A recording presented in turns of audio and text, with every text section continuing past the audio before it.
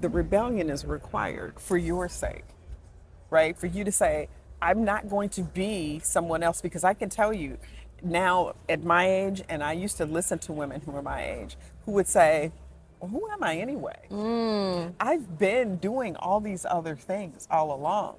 And that frustration hits. And really, your contribution to the world is your uniqueness.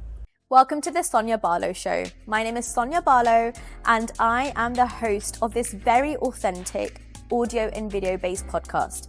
Ultimately, I wanted to interview ordinary people who are becoming extraordinary. I really wanted to create something which doesn't necessarily exist on the internet today. And that's no noise, no clutter, to the point conversations with very cool people all over the world. If you have any questions that you want to answer, if you want to be a part of the show, or if you're just interested in where we're traveling next, drop me a line, hello@sonyabarlow.co.uk or @sonyabarlowuk. I won't keep you any longer because we have amazing interviews lined up. Let's get straight into the chat. Brenda, thank you so much for Absolutely. talking to me. How are you doing? I'm doing great. It's really great to meet you and to be here with you today. Thank you. So, can you give us a brief overview as to what you do and why you do what you do, most importantly? Yeah. So our organization is called AnitaB.org. It's after our founder, Anita Borg, who was a computer scientist, a PhD computer scientist. I'm also a computer scientist. And it was started because back in the 90s, it was very hard for women to find a place, technical women engineers, to find a place where they could get together and not be in the minority. And so actually, as the story goes, Anita was at an engineering conference where there were only 12 women. Oh, wow. And as we do, they met up in the bathroom Yep. and said, hey, we got to do something about this. And from that has come the development of an organization now that's global. We have the largest women in tech conference in the world. We also have one in India. It's the largest one in Asia. We have a community that spans all continents. We have a membership platform. And we do the work of really trying to bring the tech ecosystem to be representative of the people that it creates for. I guess playing devil's advocate, and I know the answer to this, but a lot of people are listening saying, not another woman trying to get more women into tech, not another podcast telling me how there's not enough diversity. In the simplest form, why is that important? Why is it important that we increase representation or women in tech, or that we still actually care about this problem? Well, we have to care about this problem because tech touches every life in every aspect. And the fact that there is a very narrow band of people who tend to be the ones who are in charge of creating the tech that is that addresses the solutions of our lives is problematic. So we need more people. First of all, women, we're half the population, over half of the population. We are, Right? that's very true, actually. That's right. And so we have to be at the table where tech is created because there are solutions that only we can uniquely address, right? So until, yes, we need another one, or as many, we're old though, we've been around for a long time. So we've been doing this work, and we're going to do this work until we're able to put ourselves out of business, until this need doesn't exist anymore. I was scrolling through X, which is formerly Twitter, yesterday, and a common theme that's occurring right now, so we're recording this in February of 2024, which means that March is International Women's Day or International Women's Month. And a lot of women, especially a lot of women of color, were saying that this is the worst International Women's Day that they've had, at least for the last 5 years. Myself included, budgets have been cut, people don't really care, the marketing assets aren't there, it's turned into a side of the desk job once again. And it seems like there's a big competition between, well, you're having International Women's Day, great, but what about the men in the room? What about International Men's Day? And it's like it's a tit for tat. Yeah. And what I mean to say is, it feels like there's a slight regression as to where there was maybe 3, 4, 5 years ago. Is that something that you've maybe noticed? And if not, what are your thoughts about the investment in women, especially around International Women's Day? So I wouldn't call it slight. Yes. And, you know, the pendulum swings back and forth. Generally in social good work, you know you're making progress when there's an attack that comes, when there is pressure to go back. So we had made some great progress in terms of getting women, intersectional women, when we talk about intersectionality, we're talking about neurodiversity, we're talking about physical diversity. In so many ways, we could really dig into that. Absolutely. And so as we start to make progress, then, then there's the pressure to use the very essence of our mission against us. We say we're inclusive. And so the men say, well, what about us? Yes. Well, it's already been about you. It's already been about the patriarchy.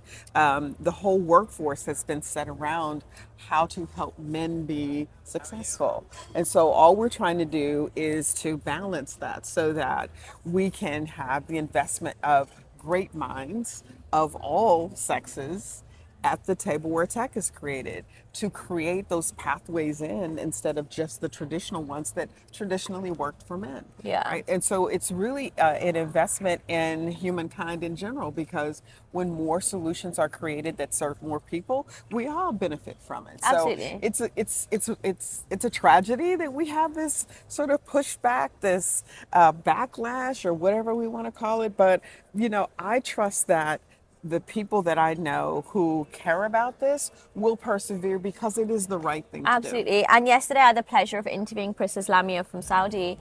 There's a couple of things that we talked about that I'd just kind of love to touch base with you. One is the fact that, and the truth is, women hold a lot of purchasing power. Oh, yes. Right? It's like over 75% of expenditure and spend, women spend and kind of hold the purse strings in a household. So you have to create solutions that really meet their problems. Right. The second is a lot of this confidence building, career building, capability building assets come from the household. Yes. So it's not just good enough that you go into the workplace and you're leveling up, but how do we do that in the house? And the third is, women have always been powerful. Like, from a societal perspective and a westernized perspective, what you think someone might need isn't actually what they need, right? So don't put your views on somebody else. Exactly. Kind of go and meet them where they are. Exactly.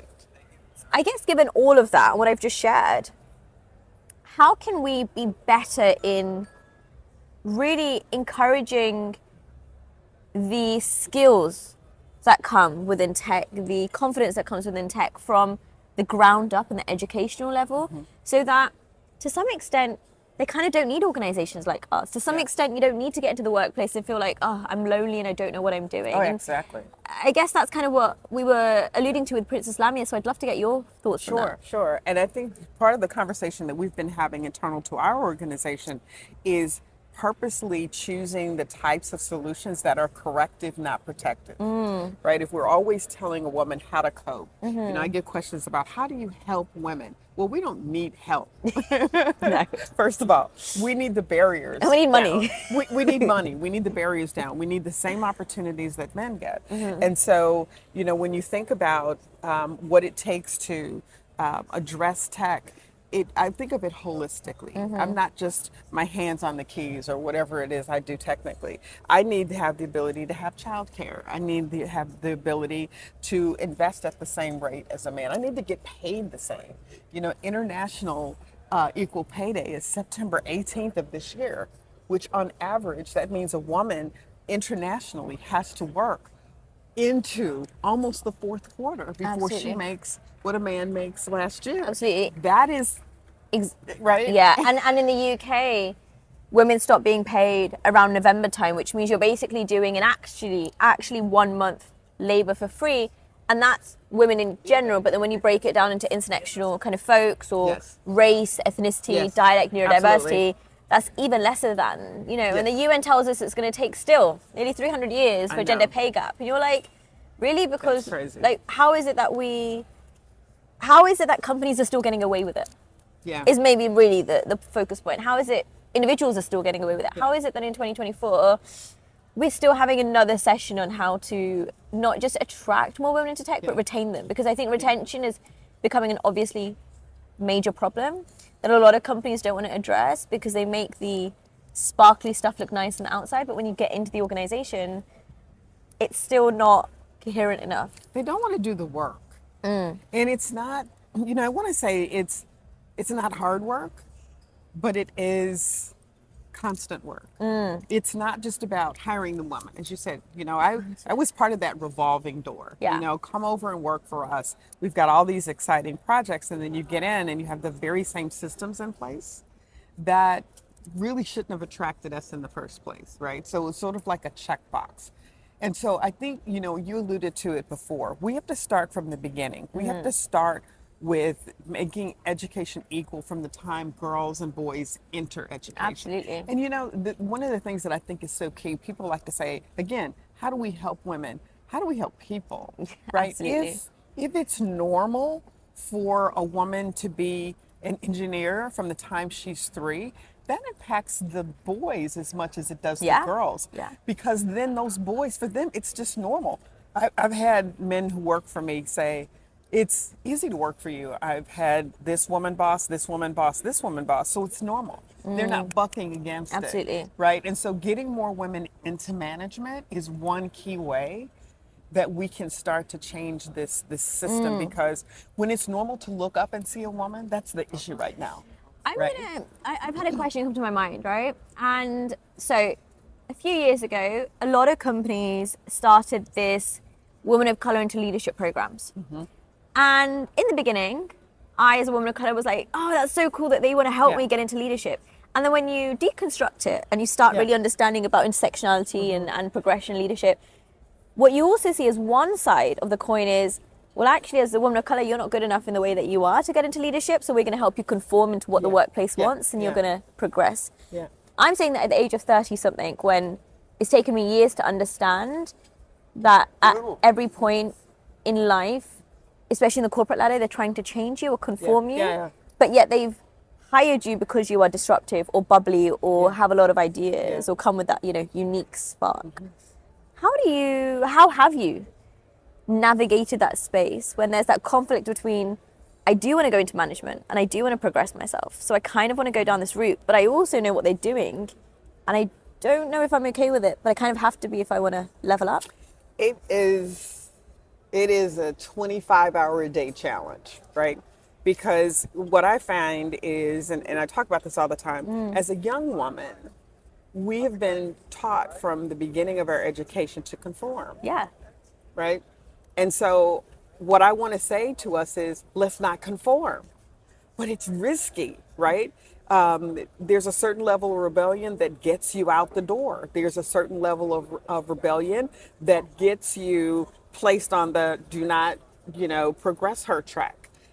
The most we can do is to decrease tokenism. As long as we are in the minority in the workplace, which is again why we have to get ourselves into management. I'm not talking those programs, they are another part of the system. Yes. We have to change the system. Yeah. Part of what I've tried to do in my leadership track is to be able to set an example for women to say, don't try to be little men. When I was first in tech, we wore the little suits with the puffy and the little they were making us little men. Oh, right? That's true. And so what we have to begin to do, and it's a tedious step, is to say, this is what leadership as a woman looks like.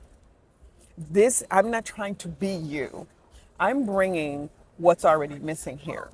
I'm not trying to fit in and be a man. I'm bringing a perspective that's obviously missing, because if everybody here is a man, that's the perspective that you have. You don't have the perspective of a mother, a woman, a wife, a daughter, a sister. I'm going to bring that unabashedly. Right? But I guess playing devil's advocate, because you made the suit comment, and my there's maybe a light bulb moment, kind of an emoji I might put here at some point, and I'm like, when I started working for myself in tech, not necessarily just in the corporate career, but when I started my own tech business, I remember walking into a space and being like, I'm not going to conform, so I'm going to wear I'm going to dress this way or kind of look that way. And 100% of the time I was not taken seriously. And I felt like, okay, well, how do you tap into certain traits that look familiar, so you're taken a bit more professionally? So maybe that's a work-esque dress, that's a work-esque suit, that's a business attire. And to some extent, it's psychologically, so that when you go to the next person, they feel somewhat comfortable or take you a little bit seriously. And it also makes you feel a bit more confident. And there is that, don't get me wrong, listen, I'm at a tech conference too. I'd love to just walk in trainers and leggings and a long top. But a part of me, and this is me being really honest, thinks, but they already don't take me seriously, and I'm already small, and I'm already brown, I'm already loud, I'm already neurodivergent, I'm already all these labels that they put on me. So actually at this point, I might as well get paid for my tokenization, and I might as well dress the part. And I don't know if that's right or wrong, but it's a really difficult place to navigate because you want to create change. And to create change, you kind of have to conform slightly and then disrupt when you're in. Absolutely. There are times when I was sharing with my daughter as I was packing, I pack way too much. So that I have something for every situation, right? So if I need to come in my black suit today because that's what's going to get me the right type of attention, then I do that.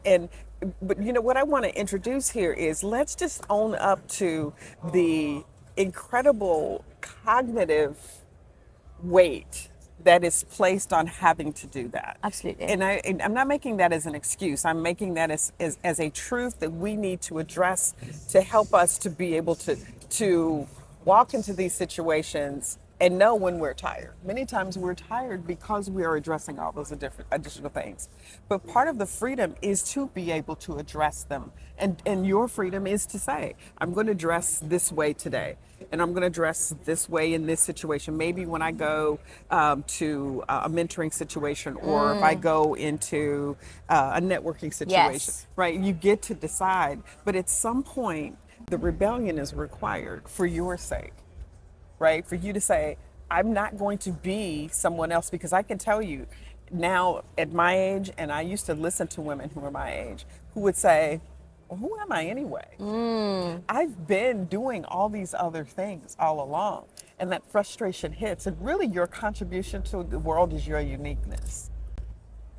I love that. I'm going to take the way you have to rebel anyway. You might as well just choose your fight. Right. You choose your warrior. You choose it every day, though. It's not like you have to stake a claim and say, this is who I am forever and where I'm in. You get the power to say, today, I don't want to deal with a certain set of drama that comes with if I wear, like you say, my trainers. So I'm going to wear, right? You get to decide. But at some point, I've taken the responsibility that as I've gone up in management to do more and more things that are unique to me. Really, when I got into this role, and this is going to be wild for me to admit, I hadn't straightened my hair for years. Yes. When I got into this role, I started blow drying my hair. They still saw a black woman. And so I thought, I'm gonna lock my hair because that's what I want to do. Anyway, right? And I've seen young brown women of all kinds say to me, I'm so glad that you do, because you set an example for me. We have to set an example of that level of taking our own needs and wants into our own hands. Because there are women who want to do what we're doing. And this conversation here sets an example for others, and we have to do that because we are following in the footsteps of others. And we're here to create change, right? So you might as well be the change maybe you can't see. Right. As we start to wrap up, what is that one piece of career advice that you wish you knew? I wish I knew. Oh, please, ladies, know that that being your best and working hard and contributing 200% will not get you promoted. They're not going to watch you do and say, oh, look at her, she's great. I think we'll promote her. That's not what's going to happen. You gotta talk your own talk. You gotta sell your own self. You gotta step in and take those opportunities. They won't be given to you. You gotta take them. I'm saying work hard. That's what we do. We innovate, we come in and we contribute. But when you do, don't wait for somebody to hand you something because they're not going to do it, right? Gosh. You will waste decades of your life. And we need you at the helm. We need you to take charge. We need you to step in and say, I'm what's needed right now. I got this. What a great way to wrap that up. What a strong ending. I mean, I have so many more questions for you, but I appreciate that if we ask them all now, not asking them all now means that we'll stay in touch, right? So that's kind of where my head is at. I'm like, how do I build out this network? People definitely want to get in touch with you. How can they find you, and how can they get involved with the work that you're doing at Need2Be as well? So, of course, our website is need2be.org. You can find me on LinkedIn. I'm Brenda Darden Wilkerson. We are doing so many things to help women have all the pathways into tech that they need and can be sustained there. Come on over and help us make that happen. Well, thank you so much. Thank you.